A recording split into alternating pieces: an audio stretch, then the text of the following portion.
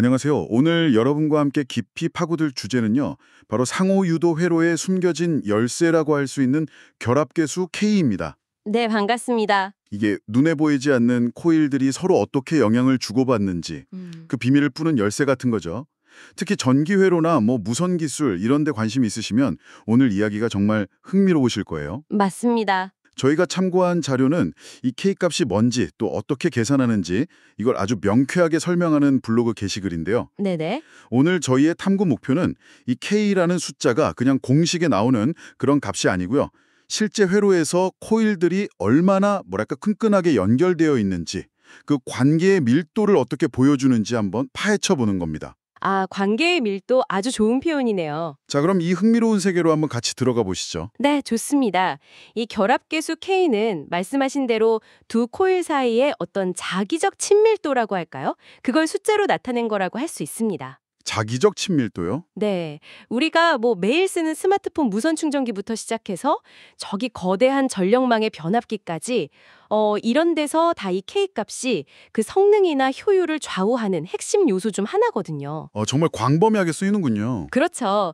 그래서 단순히 공식을 외우는 걸 넘어서 이 값이 현실 세계에서 어떤 의미가 있는지, 그리고 이게 왜 중요한지 그걸 이해하는 게 이번 탐구의 핵심이 될 것 같습니다. 좋습니다. 그럼 가장 기본적인 질문부터 시작해 볼까요?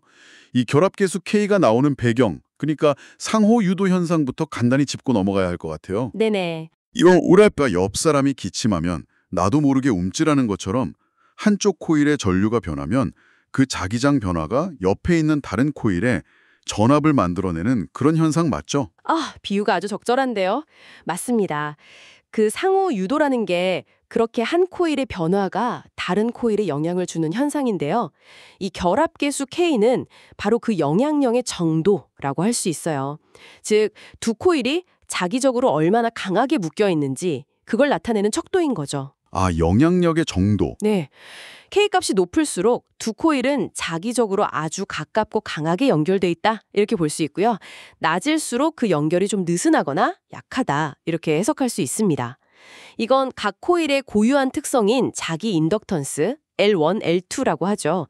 그리고 둘 사이의 상호작용 정도를 나타내는 상호 인덕턴스 M. 이 세 값의 관계로 K값이 결정됩니다. 그렇군요. 그러니까 상호작용의 강도를 나타내는 지표다 이 말씀이시네요.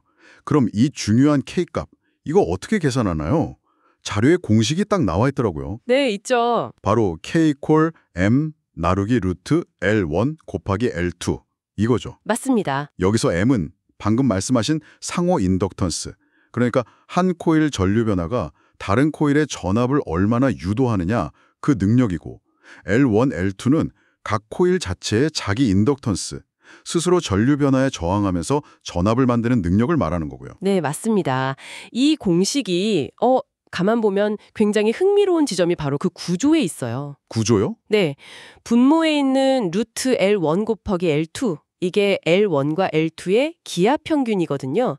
근데 이게 그냥 수학적인 평균, 그 이상의 의미가 있어요. 이게 뭐냐면 두 코일이 이론적으로 가질 수 있는 최대 상호 인덕턴스 값을 나타내요. 아, 최대값이요? 네. 그러니까 만약에 두 코일이 정말 완벽하게 결합돼서 한쪽 코일에서 나온 자기장이 100% 다른 쪽 코일을 싹 다 통과한다. 그러면 그때의 상호 인덕턴스가 바로 루트 L1 곱하기 L2가 되는 거죠. 아하, 그렇군요. 그러니까 분모는 이상적인 상황에서의 최대 상호작용 능력이고 분자인 M은 실제로 측정한 상호작용 값이네요. 네. 그럼 K값은 결국 실제 상호작용이 이상적인 최대치에 대해서 몇 퍼센트 수준인가 이걸 보여주는 비율인 거네요. 정확합니다. 바로 그거예요.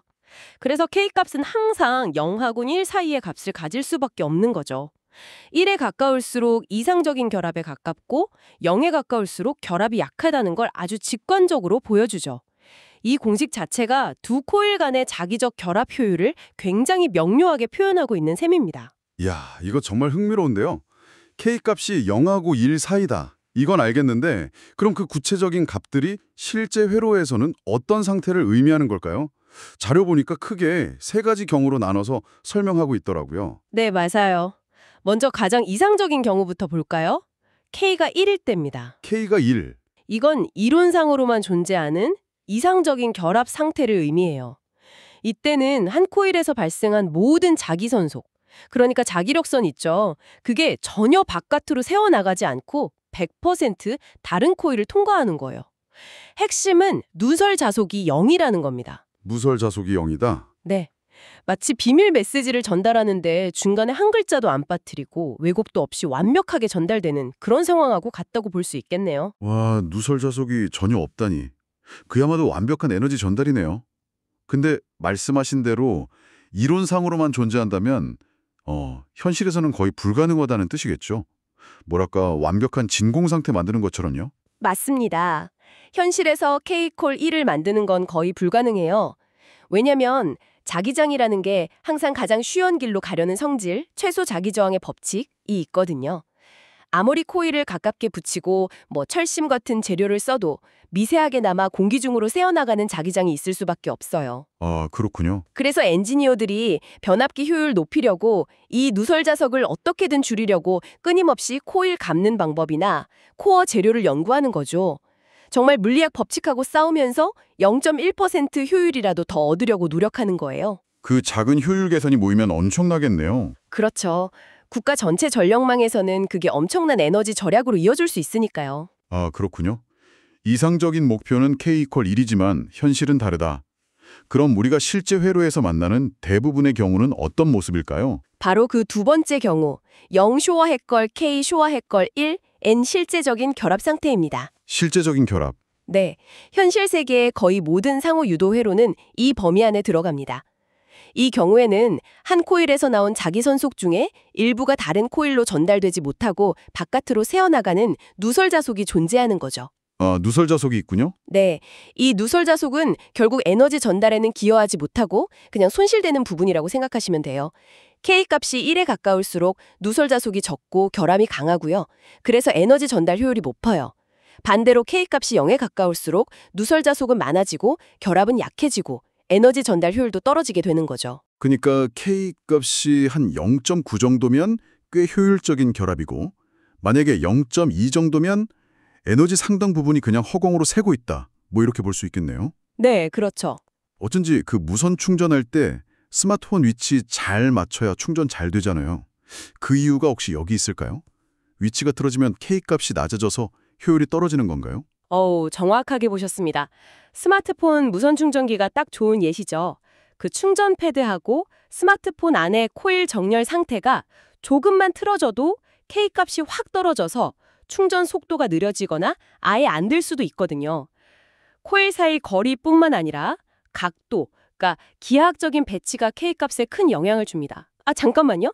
제가 너무 앞서 나갔나요? 이 부분은 뒤에 중요성 파트에서 좀 더 자세히 얘기하죠. 일단 K값 의미부터 마저 설명드릴게요. 아, 네네. 좋습니다. 그럼 마지막 경우 K=0은 어떤 상태인가요? K=0은 완전 분리 상태를 말합니다. 두 코일이 너무 멀리 떨어져 있거나 아니면 서로의 자기장에 전혀 영향을 안 주는 방향으로 놓여 있을 때예요. 예를 들면 두 코일 축이 서로 직각일 때 같은 경우죠. 아, 직각일 때. 네. 이때는 상호 유도가 전혀 안 일어나요. 한쪽 코일에서 아무리 전류를 바꾸고 자기장을 만들어도 다른 쪽 코일에는 아무런 전압도 유도되지 않는 거죠. 뭐랄까, 옆방에서 아무리 크게 소리쳐도 방음벽 때문에 하나도 안 들리는 상황하고 비슷하다고 할까요? 두 코일이 자기적으로는 그냥 완전 남남인 상태인 겁니다. 아, 명쾌하게 정리가 되네요. K=1은 완벽한 커플, K=0은 완전한 남남, 그리고 0과 1 사이 값들은 서로 영향은 주지만 완벽하게 딱 붙지는 않은 그런 다양한 정도의 관계를 나타내는군요. 그렇죠. 결국 K값이 높을수록 누설 자속이 적고 자기 에너지가 효율적으로 전달된다. 이 점이 핵심이겠네요. 여러분도 이 누설 자속이라는 개념에 좀 주목하시면 좋을 것 같아요. 단순히 에너지가 새는 걸 넘어서 이게 변압기 크기나 무선 충전 가능 거리 같은 실제 성능에 어떻게 영향을 미칠지 한번 상상해 보시면 더 재밌을 겁니다. 맞습니다. 아주 중요한 포인트예요. 자, 그럼 개념 설명은 충분히 된 것 같으니까 이제 실제 숫자를 가지고 계산을 좀 해보면 더 확실하게 감이 올 것 같습니다. 자료에 나와 있는 예시를 같이 풀어볼까요? 네, 좋죠. 두 코일의 자기 인덕턴스가 각각 L1 = 10mH, L2 = 20mH, 그리고 두 코일 사이의 상호 인덕턴스가 m 이꼴 5mH라고 합니다. 이 값들을 공식 k 이꼴 루트 L1, L2 여기에 대입하면 어떻게 될까요? 네, 한번 해보죠. 공식의 값들을 넣으면 K 이꼴 5mH 나누기 루트 10mH 곱하기 20mH 이렇게 되죠? 네. 단위는 뭐 밀리헬리로 다 같으니까 계산할 땐 숫자만 보면 되겠네요. 분모 루트 안부터 계산하면 10 곱하기 20이니까 200이죠? 200. 따라서 식은 k 이꼴 5 나누기 루트 200이 됩니다. 루트 200, 14제곱이 196이고 15제곱은 225니까 한 14점 얼마쯤 되겠네요. 계산기가 있으면 더 정확하겠지만요. 네, 맞아요. 계산기를 써보면 루트 200은 약 14.142 정도 나옵니다. 그럼 k는 5 나누기 14.142를 계산하면 되겠네요. 5 나누기 14.142. 네, 이 값을 계산하면 대략 0.3535 이렇게 나오거든요. 보통 소수점 아래 세 자리 정도까지 반올림해서 표현하니까 k값은 약 0.354라고 할 수 있겠습니다. k가 약 0.354라는 결과가 나왔네요. 아까 설명해 주신 세 가지 경우 k 이퀄 1, 0 less than k less than 1, k 이퀄 0 중에서 딱 두 번째 실제적인 결합 상태에 해당하는데요. 네, 그렇죠. 이게 구체적으로 어떤 의미를 가지고 있을까요? 0.354라는 숫자가 좀 낮아 보이기도 하고 이게 좋은 건가요? 나쁜 건가요? 좋다, 나쁘다 이렇게 딱 잘라 말하기보다는 어떤 상태인가를 말해주는 값으로 이해하는 게 더 좋습니다. K값이 약 0.354라는 건 이 두 코일 사이에는 분명히 상호 유도가 일어나고는 있는데 그 결합 정도가 이상적인 최대치 K 이꼴 1의 약 35.4% 수준이다. 이런 의미예요. 35.4% 수준? 네, 다시 말하면 한 코일에서 발생한 자기 선속의 약 64.6%는 다른 코일로 전달되지 못하고 밖으로 누설되고 있다는 뜻이죠. 와, 60% 이상이 새고 있네요. 그렇죠. 에너지 전달 효율 측면에서는 그다지 높다고 보기는 어렵습니다. 하지만 이게 반드시 나쁜 설계라고 할 수는 없어요. 예를 들어서 코일 사이에 철심이 없는 공심 변압기라든지 아니면 무선 충전 시스템에서 코일 간 거리가 어느 정도 떨어져 있는 일반적인 상황이라면 이 정도 K값은 충분히 나올 수 있는 현실적인 값이에요. 아주 특별히 높거나 낮다고 보기는 어려운 그냥 평범한 수준의 결합이라고 할 수 있죠. 그렇군요. 상황에 따라 해석이 달라질 수 있겠네요. 만약 이게 막 고효율 전력 변압기였다면 0.354는 문제가 될 수 있겠지만 어떤 특정 용도의 무선 시스템에서는 이 정도 값이 그냥 일반적일 수도 있다. 이런 말씀이시네요. 맞습니다. 예를 들어서 전봇대에 달린 주상 변압기처럼 전력을 아주 효율적으로 전달해야 하는 경우는 K값을 0.98, 0.99 이 정도로 매우 높게 설계를 해요. 0.99요? 와. 네, 철심을 쓰고 코일을 아주 정교하게 감아서 누설 자속을 거의 없애는 거죠. 반면에 일부러 결합을 좀 약하게 만들어야 하는 그런 회로도 있을 수 있고요. 중요한 건 이 K값이 주어진 조건 하에서 코일 간의 자기적 결합 상태를 딱 숫자로 보여주는 지표라는 점입니다. 자, 그럼 이제 좀 큰 그림을 그려볼 시간인 것 같습니다. 지금까지 K의 정의, 계산법, 값의 의미 해석, 그리고 실제 계산 예시까지 살펴봤는데요. 좋습니다. K가 뭔지는 알겠습니다. 그런데 여러분께서 이 결합계수 K를 이해하는 것이 왜 궁극적으로 중요할까요? 이 지식이 우리의 삶이나 기술 이해에 어떤 실질적인 도움을 줄 수 있을까요? 바로 그 질문이 이 모든 논의의 핵심입니다. K는 그냥 이론적인 개념이 아니에요.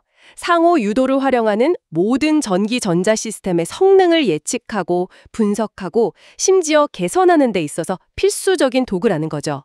몇 가지 구체적인 예를 들어볼까요? 네, 좋습니다. 첫째는 변압기 설계입니다.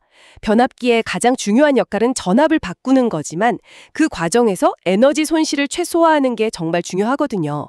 K값이 낮다는 건 누설 자속이 많다는 뜻이고 이건 곧 에너지 손실로 이어져요. 그렇죠? 그래서 변압기 설계자들은 원하는 전압 변환 비율을 만족시키면서 동시에 K값을 최대한 1에 가깝게 만들려고 코일을 감는 방식, 겹쳐 감거나 나눠 감거나 등등, 코일 사이의 거리, 그리고 어떤 종류의 코어, 철심이냐 페라이트냐 등 이런 걸 신중하게 결정합니다.